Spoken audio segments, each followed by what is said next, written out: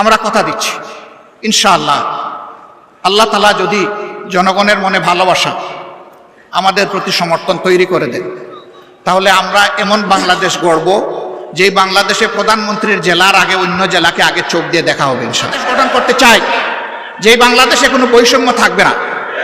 আপনারা সবাই রাজি আছেন, কিন্তু আমাদের স্টেজের লোকেরা রাজি না। কারণ আপনারা নিচে বসে আছেন সাধারণ চেয়ারে, ওনারা দামি চেয়ারে এখানে বসে আছেন। তার মাঝে আবার তিনটা দেখেন ডিস্টিংগুইশড, ওইটার হাইট আরো বেশি। আইসা দেখি যে এই তিনটাতে আবার বিছানা আছে, কি বলে জানি, টাওয়াল দেওয়া আছে। তো আমি বৈষম্য বেশি দূর করতে পারি নাই, প্রথমে আমার টাওয়ালটা ফেলে দিছি। আগামীতে এই ধরনের কোনো আয়োজন হলে সকল চেয়ার সমান থাকবে ইনশাআল্লাহ। যে চেয়ার নিচে থাকবে দেখার স্বার্থে যদি একটা স্টেজ লাগে তাইলে সেই চেয়ারটাই উপরে থাকবে ইনশাআল্লাহ। আপনারা সবাই রাজি আছেন? আপনারা তো রাজি থাকবেন, ওনারা রাজি কিনা? ওনারাও রাজি আছে, আলহামদুলিল্লাহ। তাইলে আমরা উভয় পক্ষ রাজি যে আমরা সকল ক্ষেত্রে বৈষম্যহীন চলবো ইনশাআল্লাহ। তবে এটা ঠিক যে যার যার রুচি মতো চলবো। যেমন আমার গায়ে একটা সদরিয়া বা একটা কোটি আছে, তাই বলে সবাইকে কোটি পরতে হবে না। ব্লেজার যার পছন্দ তিনি ব্লেজার পরবেন, শীতের দিনে সোয়েটার গ্লাভ চাদর যার পছন্দ তিনি তাই পরবেন। কিন্তু সামাজিক ক্ষেত্রে আমরা ইনশাআল্লাহ সমান থাকবো আল্লাহ চাইলে। দেখেন বৈষম্যের শিকার হয়ে ভাইগুলা পড়তে বসছিল এই মাত্র। তো আমরা আল্লাহর দরবারে বৈষম্য থেকে পানা চাই। এখন এই বৈষম্যহীন দেশটা গড়বে কে? প্রধানমন্ত্রী হলেই আমার বাড়ি যে জায়গায় বন্যার স্রোত, উন্নয়নের স্রোত চলে যাবে সে জায়গায় সারা বাংলাদেশের সম্পদ টেনে টুনে এনে ওখানে ঢুকায় দেওয়া হবে। তাইলে বৈষম্যহীন সমাজ হবে কেমনে? যুক্তি হলো যে সাবেক আমলে আমার এলাকা ছিল বঞ্চিত, এখন অতীতের কাজা কাফারা সব আমার আদায় করতে হবে। আমরা কথা দিচ্ছি ইনশাআল্লাহ আল্লাহ তাআলা যদি জনগণের মনে ভালোবাসা আমাদের প্রতি সমর্থন তৈরি করে দেন, তাহলে আমরা এমন বাংলাদেশ গড়ব যেই বাংলাদেশে প্রধানমন্ত্রীর জেলার আগে অন্য জেলাকে আগে চোখ দিয়ে দেখা হবে ইনশাআল্লাহ। তবে প্রধানমন্ত্রীর জেলাও বঞ্চিত হবে না, তারাও তাদের ন্যায্য অংশ পাবে ইনশাআল্লাহ। কারণ প্রধানমন্ত্রী হওয়ার কারণে ওই জেলাকেও বঞ্চিত করার কোনো অধিকার নাই। কিন্তু রাজার হস্ত করে সমস্ত কাঙ্গালের দুন চুরি, ওই চুরি করতে দেব না আমরা কাউকে। যদি আল্লাহ তাআলা আমাদেরকে এই সুযোগ দেন, আল্লাহ ভালো জানেন, প্রিয় জনগণ তারা বিবেচনায় নেবেন। যদি সুযোগ দেন তাহলে ইনশাআল্লাহ আমরা কথা দিচ্ছি যে আমরা দুর্নীতি করব না, দুর্নীতি হতে দেব না। বলবেন তার কি কোনো প্রমাণ আছে? একটু আছে তো ভাই। 2001 থেকে 6 সাল জামাতে ইসলামের যে দেশপ্রেমিক নেতৃবৃন্দকে খুন করা হয়েছে বিচারিক আদালতে, তারা তো 3 মন্ত্রণালয়ের দায়িত্ব পালন করেছেন। বলেন বাংলাদেশের কেউ কোনো দুশ্মনও আমাদের তাদের হাতে একটু দুর্নীতির গন্ধ লাগাইতে পেরেছে? পারে নাই। কেন? একটাই কারণ, তারা আল্লাহকে ভয় করে। আমরা আশা করব যাদের হাতে আগামীতে দায়িত্ব আসে তারা যেন আল্লাহকে ভয় করে চলে। যদি আল্লাহকে ভয় করে চলে তাহলে আল্লাহর ভয় আর দুর্নীতি দুইটা পাশাপাশি চলতে পারে না। দুর্নীতি তখন দুর্নীতির মৃত্যু হবে এবং সুনীতির জয় হবে ইনশাআল্লাহ। আমাদের শিক্ষা ব্যবস্থাকে একটা কুড়া শিক্ষা ব্যবস্থা বানানো হয়েছে। মাস্টার্স, তারপরে গ্রাজুয়েশন, ওইদিকে কামিল, আলেম, ফাজেল, এই সমস্ত ডিগ্রি নিয়ে লোকেরা দুয়ারে দুয়ারে ঘুরে একটা ন্যায্য চাকরি পাওয়ার আশায়। 2টা কারণে পায় না। একটা কারণ হলো মামু এবং খালার ঠেলায় আর বাসে না।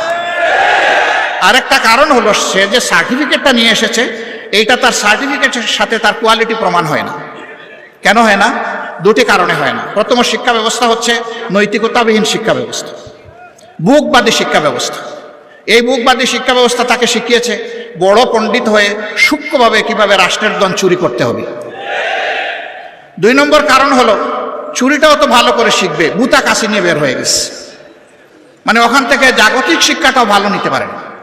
এই 2 জায়গাকেই প্রপারলি ঢেলে সাজানো হবে যাতে বাংলাদেশের শিক্ষা দুনিয়ার জন্য অনুসরণীয় হবে। এখন আমাদের দেশ থেকে দুনিয়ার বিভিন্ন দেশে লোক যাওয়ার জন্য পাগল হয়ে যায় শিক্ষার জন্য, উচ্চতর শিক্ষার জন্য। কিন্তু আমাদের দেশে লোক আসতে চায় না। কেন চায় না? এই দুর্বল শিক্ষা কেউ নিতে চায় না, এই জন্যই আসতে চায় না। এমন একটা শিক্ষার মডেল তৈরি করতে হবে যে দুনিয়ার মানুষেরাও যেন এখানে শিক্ষা নিতে আসে। এটা ছিল তো, এক আমলে তো ছিল, দুনিয়ার মানুষ তো এখানে আসতো, জাপাইয়া পড়তো, এমনি এমনি তো আসে নাই। এই দেশের এই অঞ্চলের কোয়ালিটি ছিল, এই জন্যই তো এসেছে। আমার সম্মানিত ভাইরা, আমরা এমন বাংলাদেশ গড়ব যে বাংলাদেশে মসজিদ পাহারার দরকার হবে না, মন্দির, মঠ, চার্চ, প্যাগোডা কোনোটাই পাহারার দরকার পড়বে না। সকল ধর্মের মানুষ তার ধর্ম তার কর্ম সে তার মতো করে তুলবে, সেখানে কেউ হস্তক্ষেপ করার দুঃসাহস দেখাবে না। তবে এটা ঠিক, ধর্মের নামে কেউ অন্যের ধর্মের ব্যাপারে হিংসা এবং বাড়াবাড়িও করবে না।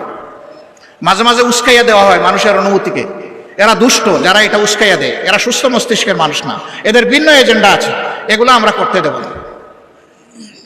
প্রিয় ভাইরা, এখানে আপনারা অনেকে ফ্ল্যাগ নাড়বেন, নেড়েছেন, হয়তো বা আবার নাড়বেন। দুটো ফ্ল্যাগ ছাড়া কোনো ফ্ল্যাগ এখানে উঠবে না। একটি বাংলাদেশের ফ্ল্যাগ আর একটা বাংলাদেশ জামাতে ইসলামীর লোগো সম্বলিত ফ্ল্যাগ। এর বাইরে মেহরবানি করে কোনো ফ্ল্যাগ এখানে উড়াবেন না। কারো হাতে থাকলে এটা নিচে রেখে দেবে। আমার সম্মানিত সহকর্মীবৃন্দ, এই যে বৈষম্যহীন দুর্নীতিমুক্ত একটা বাংলাদেশ গড়ার আমরা স্বপ্ন দেখি, যুব সমৃদ্ধ একটা সমাজ গড়ার স্বপ্ন দেখি, এই সমাজটা গড়বে কে? এই সমাজটা আপনাদেরকেই গড়ার দায়িত্ব নিতে। আপনারা বলেছেন যারা যে এক আল্লাহ, আমরা এক আল্লাহর উপর ভরসা করে সামনে এগোতে চাই, সাল্লাল্লাহু আলাইহি সাল্লামের দেখানো দুনিয়ার সবচেয়ে শ্রেষ্ঠ আদর্শ অনুসরণ করতে চাই। আমাদের নিজের জীবনে আগে এটা প্রতিষ্ঠিত করতে হবে। প্রতিষ্ঠা করার পথে অনেক সমালোচনা শুনবেন, অনেক বাধা আসবে। জামাতে ইসলামীকে বলা হবে এটা প্রতিক্রিয়াশীল শক্তি। জামাতে ইসলামী প্রতিক্রিয়াশীল হলে 15.5 বছর জামাতে ইসলামীর উপর যে অত্যাচার, যে নির্মম নির্যাতন, যে জুলুম হয়েছে, দল হিসাবে চিন্তা করুন তো এই ক্ষতিটা আর কার হয়েছে? 1-2 করে শীর্ষস্থানীয় 11 জন নেতাকে হত্যা করা হয়েছে। তাদের রক্তে ভেজা আজকের এই বাংলাদেশ। তাদের সহকর্মীদেরকে হত্যা করা হয়েছে, তাদের রক্ত ভেজা এই বাংলাদেশ।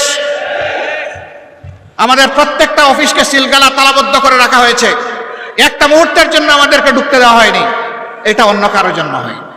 আমাদের নিবন্ধন সংগঠনের কেড়ে নেওয়া হয়েছে, এটা কারো হয়নি। শেষ মুহূর্তে দিশাহারা হয়ে আমাদেরকে নিষিদ্ধ ঘোষণা করা হয়েছে, এইটাও কারো হয়নি।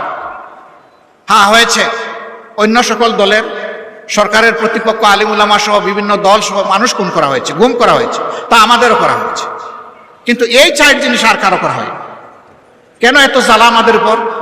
ওই যে প্রথমেই বলেছি, বাংলাদেশ জামাতে ইসলামী পরীক্ষিত দেশপ্রেমিক শক্তি, বাংলাদেশের স্বাধীনতা সার্বভৌমত্বের ব্যাপারে কারো সাথে আপোষ করেনি, কারো সাথে আপোষ করছে না এবং ইনশাআল্লাহ কারো সাথে আপোষ করবে না।